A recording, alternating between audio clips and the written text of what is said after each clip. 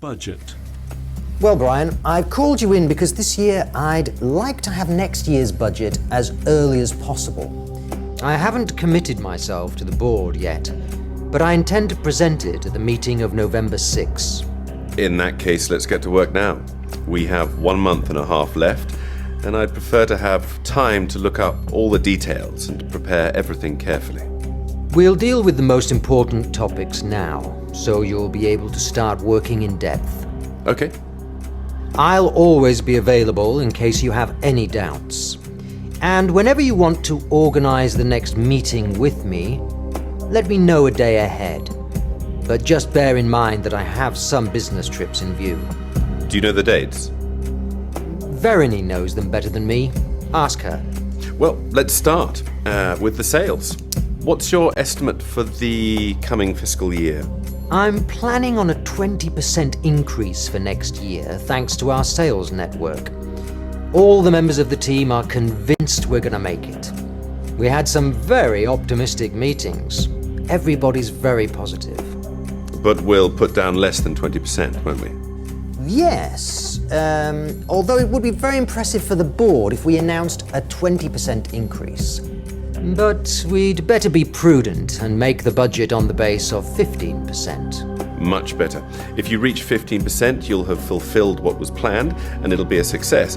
If you reach 20%, you'll be a genius. Let's see.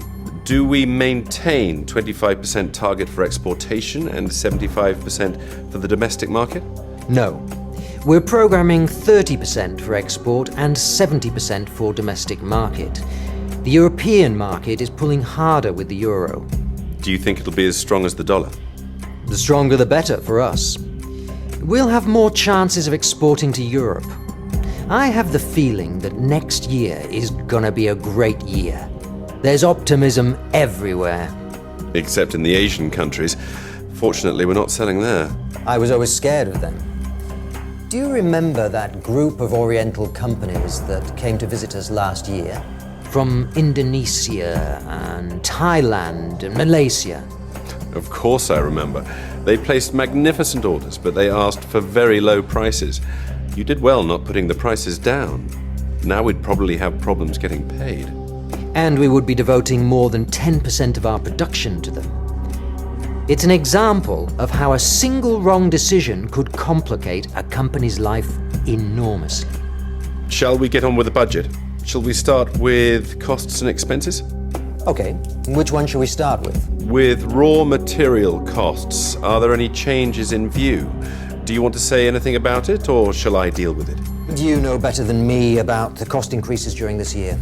I think all the costs are very stable. It doesn't look as if materials that fluctuate with oil prices are gonna rise.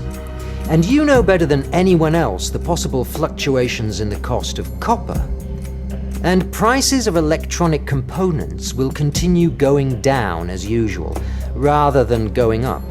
What about wages? They'll rise according to the increase in the cost of living, which is very low. Will there be exceptions? Yes, there'll be special cases which each department manager is going to tell you about. But when you have them all ready, please look through them again with our personnel department manager. Don't worry. I once forgot about Walter and he was annoyed with me for 2 months. It won't happen again. What about general expenses?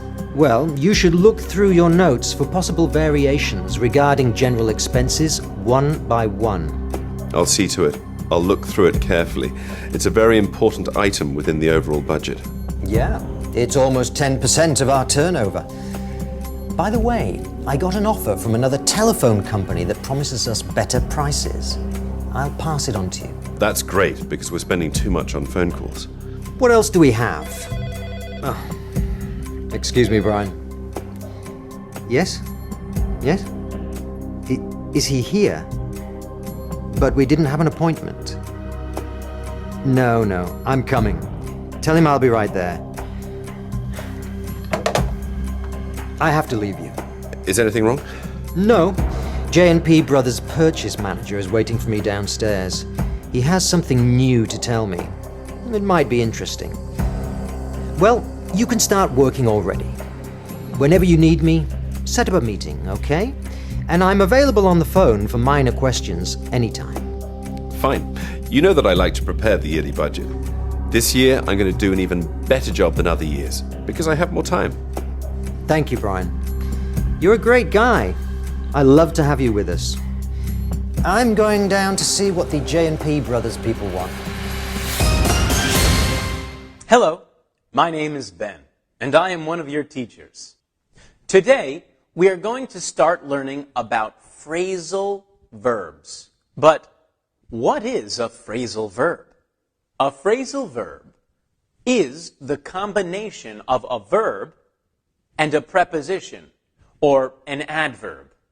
Sometimes you can have more than one preposition, or both an adverb and a preposition.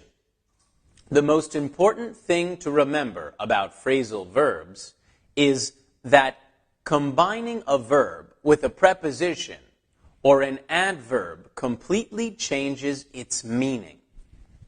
For example, the verb to look means to direct your eyes in a given direction or towards a given object. But the phrasal verb to look for means to search for something or someone. For instance, she has gone to look for a new dress. Let's look at some more examples of phrasal verbs with look. There are many different phrasal verbs with the verb to look. Let's look at some of them. Look after. We're looking after the neighbor's children this weekend. Look forward to. I'm looking forward to the concert next week. Look into. We will look into this question at the next meeting. Look like. She looks like her mother. Look out. Look out! That car nearly hit us. Look through. I need to look through my notes before the exam. Look up. If you don't know the word, look it up in the dictionary. Now, let's move on to separable and inseparable phrasal verbs. We now know that phrasal verbs are a combination of words, and sometimes we can separate those words, and other times we cannot. Let's see some that can be separated. For example, to make up.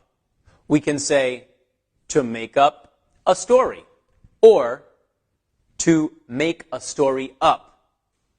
To put off a meeting, or to put a meeting off. To turn off the TV, or to turn the TV off. And now let's see some that cannot be separated. To give in, to hold on, to come across, to deal with, to run through. And there are some that can be both separable and inseparable depending on their meaning or how they are used. To take off, for example, cannot be separated when talking about an airplane that begins a flight, but it can be separated when talking about the action of removing something. There's a lot to remember, right? But don't worry, these two different kinds of phrasal verbs are studied in more detail in Unit 143 and Unit 144. Keep on learning English. Take care. Bye-bye.